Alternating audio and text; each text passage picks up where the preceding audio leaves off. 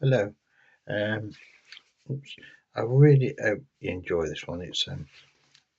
It's actually a true story, and I think it's America's first UFO reporting sighting. That doesn't mean that Asian, native Indians has never seen anything. I'm sure they have. I think some of their old stories even describe. But then you've got South American, you've got their technology. I think, yeah.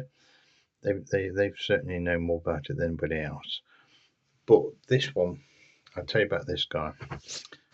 It's a guy called John With, and I have to read his name. John Withrop. Sounds posh because he was posh. And he left England on a boat, a flagship called Arbella. He was born in I have to read this name as well. Edwardston. Sounds posh. Well, it's down Surrey, I think, that posh area still. So he was a posh bloke, and both his parents were very rich, and he was a Puritan. And they went to Massachusetts, and that's where they set up. And he was sort of in charge of it. I think he was the governor. He was rich and got most money, so basically took charge of the do. But anyway, but behind it, this guy had someone into UFOs, and what I like about this chap, he was diligently he was wrote everything down, literally everything. That's why this story is brilliant, because he wrote everything about it, and there wasn't just one sighting. As far as I can understand, that he had three sightings, and one of them he describes he was abducted. So, and he described it diligently. And remember, he's a Puritan, and he was very Christian. It was all about for them going over and taking Christian God with them and starting up and believing, basically taking the Bible with them, and so for them to start talking about UFOs and reporting UFOs and not just discarding it, I can only presume everything he said was totally true. I mean, he would have got slammed, wouldn't he, in them days? You can't say it's not God. How dare you? I mean, I believe in God still, don't get me wrong, but I also believe in UFOs also. Um, but so this guy wrote everything down, and he spotted these UFOs in Boston on a river called Muddy River. Never been to America. I'd love to go, but if you obviously know the area in Boston, Muddy River, and you get chance, please send me a photo if you know where it might be. That'd be brilliant, so that I can put a picture where it was. Obviously, it's changed in 400 years. Probably a city now, anyway. We build them everywhere, don't we? The world's getting smaller. But anyway, this sighting was in winter in 1639, and as far as I can understand, in winter, and it was brisk, but they were out fishing. And the names, one fellow, I can't quite remember his name, but there was three of them fishing. And even though there were three, he describes three sightings, UFO sightings. I'm just going to concentrate on this one, because this is the one what exciting, and this one what got more wrote about in his books. I mean, I haven't seen his books, so it'd be nice to be able to go through them all and actually really word by word and have a look, but I probably need a whole lifetime. So this is just a small story about his sighting and how he was abducted with the three of his friends on Muddy River in Boston in 1639. And they were out fishing when they saw the bright light, described as a disc, incredibly bright, and suddenly they didn't know no other, but they seemed to lost the time of so many hours. I think 2 hours described, and then he was a mile up the river, back up the river. and he can't describe how they've done it. 1 minute there was in a certain place when looking at this UFO, suddenly they lost so many hours, and he's a mile back up the river, and that's why today we class it as an abduction. He in them days, he had no explanation for it, none at all. He doesn't describe if he was sick or if he had dreams or anything. He probably kept them to himself, being a Puritan and a Christian. But he did continue to have UFO reports. Let's say 3 was reported, and this one was really documented clearly. Like I say, there are 3 of them fishing, and as you do, quiet night, cold and winter, just obviously no beer. Waistcoat time going fishing, but anyway, and they were out there, and suddenly this incredibly large bright light appeared, and it was a dish shaped, and they were staring at it for some time. Then suddenly again, that's it.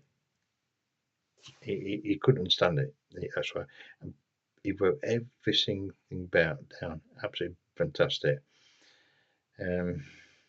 Yeah, I just can't see the guy making it up. I really can't. That's why I mentioned it on here. If I thought it was fake, I wouldn't bring it up or bother. But in this case again, I don't think he was. You imagine being a stout Christian, Bible pusher and whatever, and very rich. You won't want to look silly, with this meager people like myself. And no, and let's say there were 2 other gentlemen, and they were supposed to be rich as well, and sober. So it just doesn't make sense for them to go back to shore and make this story up, because it would go against him. Because in them days, they probably could have set fire to him and say he's a witch, couldn't they? Let's be honest. So no, blimey, lost an hour when you went up the river. Burn him, But no, so I really think it's a true story. And again, if it is, as far as I know, this is the very, very first recorded in English language in America, and it's absolutely brilliant. I'm surprised it's not more famous. If I was an American, I'd be banging about this like there's no tomorrow, because it's brilliant, one of the best. You've got somebody famous, rich, who's famous for recording absolutely everything. Witnesses. I think there's even pictures of it. There's pictures somewhere of it where he's drawn it. There's all sorts of things on it. So I just don't get it why it's not incredibly famous, or even a book or a film wrote about it. These little articles. But no, I suppose they can't make a film about every UFO sighting, but this one's so good.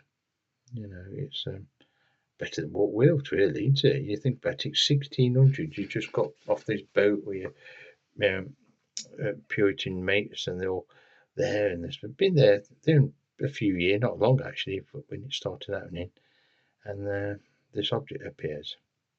Incredible, isn't it? Frightening but clever. Yeah. How many times was that spaceship, you think, had been back and forth along that area before they got there? Gosh, funny thought, isn't it? But anyway, I hope you like the story. It is totally true. It's again a guy called John Winthrop, 1639. He was the governor of Boston. It was a colony out there when they came from England to settle, and then they expanded around. In fact, I think he went on to influence American society from his beliefs and his workings. You can see how the Christianity came about from that little area it went round. Yeah, good. Brilliant. But if you get any more information on this particular chap or the Muddy River, I'd love to picture where it is.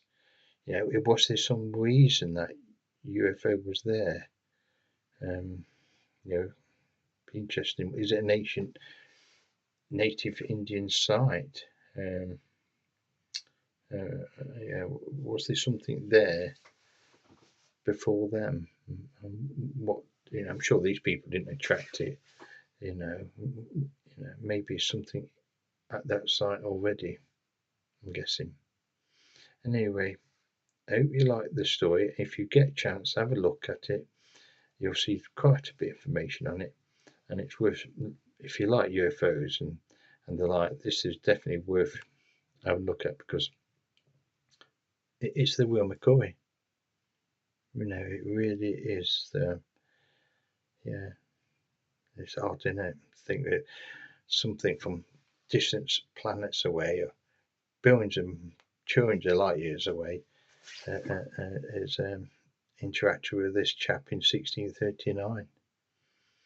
And what did they learn of him? And did he learn anything from them and forget, or didn't want to tell us? Did he write it down somewhere and the writing disappeared? I'm making that up. I don't know. Be exciting if there is something.